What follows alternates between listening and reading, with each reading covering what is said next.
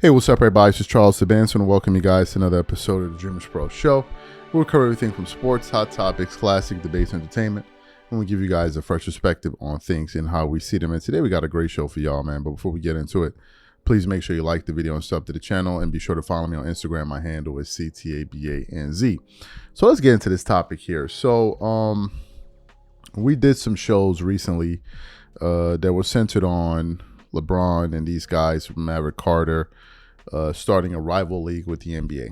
They're supposed to be like a league that performs similarly to like Formula One, that travels from country to country, plays everywhere, and they're going to give the players an ownership stake in the team, in the league, which they don't do in the NBA. And then you saw the picture of him and LeBron and Maverick Carter and Nikola Jokic's agent, who has a lot of access to a lot of talent out there in Europe, and essentially making a league that's going to compete with the NBA. We did a show about this. We reacted to it.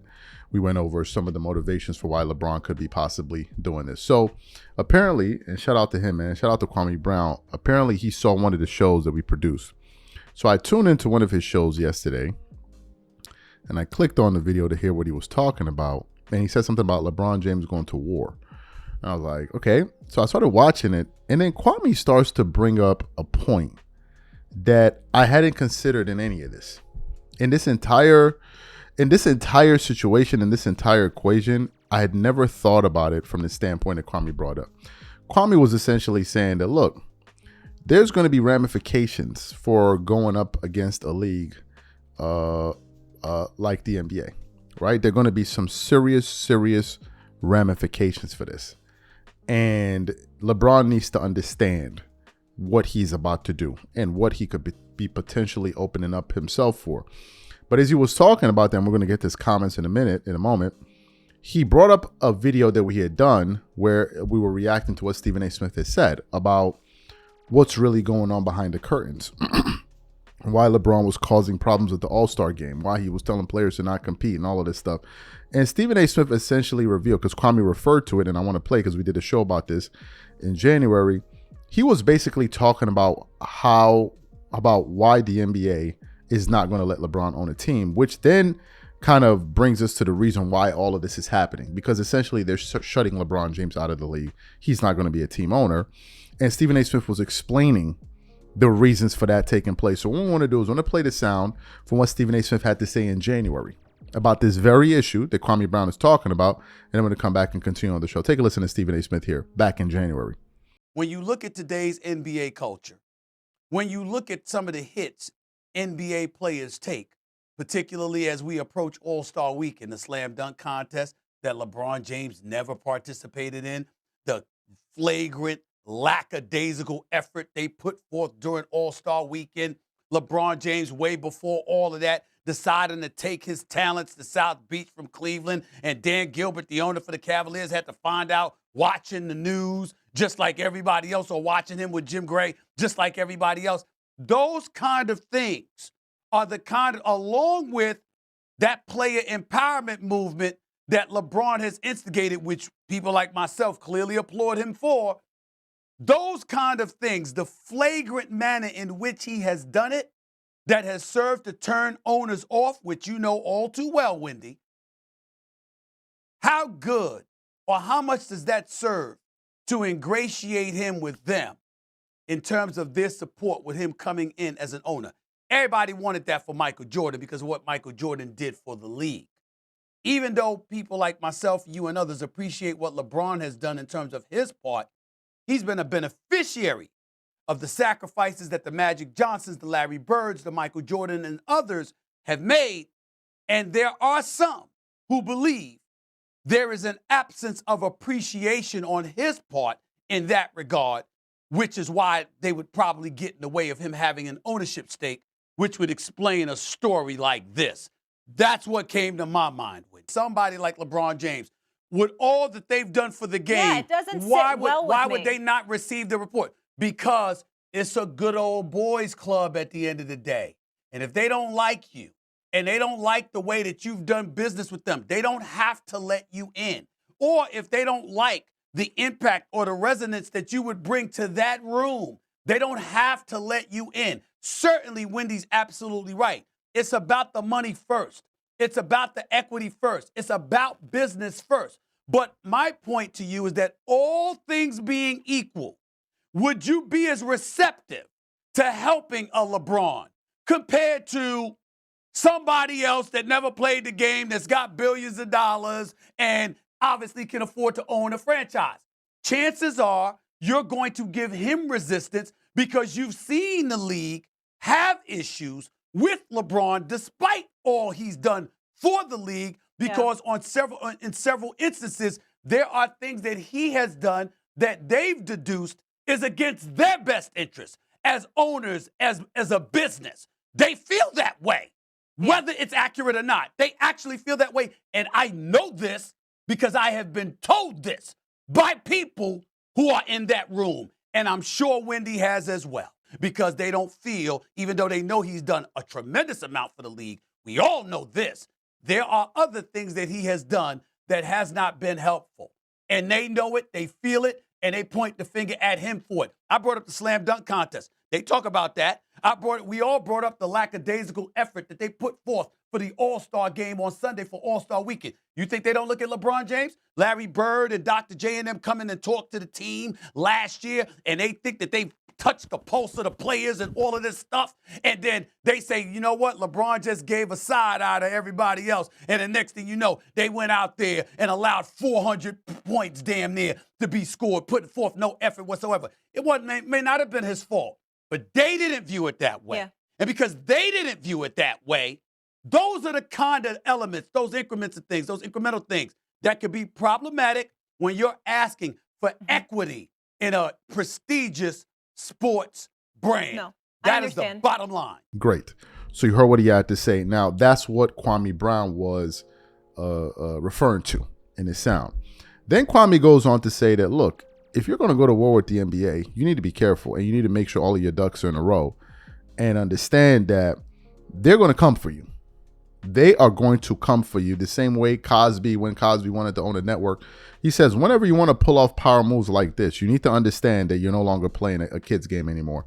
And now things are about to get very serious. Take a listen to what Kwame Brown had to say here, this warning that he sent to LeBron. Take a listen to this here. Saw something on the news. I saw LeBron James. LeBron. Lord have mercy, LeBron. And I found out two things today, right? One, LeBron don't cheat. LeBron is not a cheater. And LeBron do not have any smut on his name, no scandals. Because LeBron today just declared war. Because LeBron, what he had did was what he had went and did. I don't want nothing to do with this. What he had went and did was LeBron went from kneeling down with all that money. He went from kneeling down and asking for a seat at the table. Please, you know what I'm saying? We want to be with you in March. LeBron went from that kneeling down to standing up like, oh, hell no, I got a bunch of money. I'm rich, I'm famous. Because, LeBron, he did a lot of stuff to help the league. And the league did a lot of things to help LeBron. A lot of his career and things that they've done for LeBron is the reason why he act like this. But LeBron, to me, has to be a guy who is a clean as a whistle guy. Because like I said, he just declared war. This is war. He is trying to build a team that competes internationally, that's going to go around to certain countries playing basketball. And LeBron James is trying to give them equity. So Dreamers Pro, shout out to Dreamers Pro. And I think the dude Doug Gatchley, he talked about LeBron and said LeBron is a selfish son of a, and I don't think nobody gonna diss this dude. But Doug say LeBron is a selfish son of a gun that don't care about nobody or nothing outside of his high school buddies. The ones he put on. That made agents and all this other stuff. So LeBron is because the NBA, I believe, allegedly, I think I snapped, told LeBron that no, you're not going to get an NBA team. I think they had Stephen A. speak on this. So LeBron, you got to be clean as a whistle, because Bron, if you not clean as a whistle, they gonna start asking you questions. But Bron, remember the story right here where they say in the media that this big fella right here was allegedly attached to some steroids or some PEDs, and they said it was his. I know you ain't take nothing now, because boy, they gonna investigate everything about you. And I know you can't be cheating on Savannah, because boy, they about to investigate everything about you. See, the darling media, the same darling media that got everybody loving you, they gonna use that against you now. Every time somebody try to pull a power move like this, usually they just beat them with scandals. So I hope you don't have any, because Bill Cosby tried to do a power move and buy some places and buy some things and buy a network, and as they know, Bill Cosby went to jail.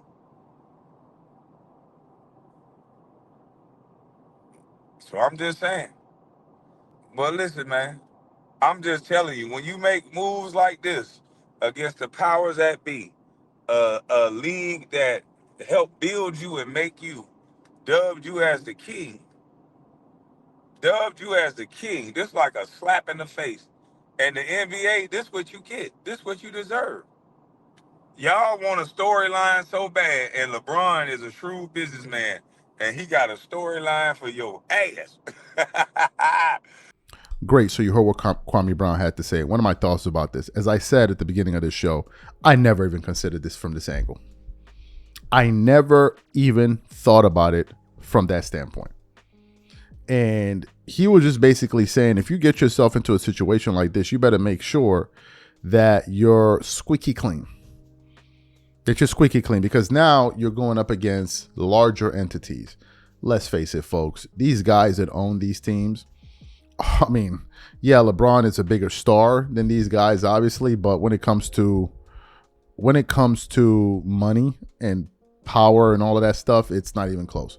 To give you guys an example of this, okay, LeBron James is worth, let me see, LeBron James net worth, he is worth $1.2 billion according to Google. His former team he played for, the Cleveland Cavaliers, Dan Gilbert. Do you know how much Dan Gilbert is worth? Dan Gilbert is worth $28.8 billion. $28.8 billion. He is almost 3,000 times richer than LeBron James. I mean, it's absolutely insane. And if you go through the list of these guys in the NBA, you're talking about power players where they're not moved by your anything. Yeah, you have the star power, but you don't have the money to compete with these guys. And if you want to be an owner of a team, you need to be operating in that realm. Ballmer bought a team out. It was like for nothing. Literally for nothing. The guy's worth $100 billion. So what is it to buy a team worth $2 billion? 2.5, even $3 billion. It's nothing. It's a drop in the bucket. You don't even notice it.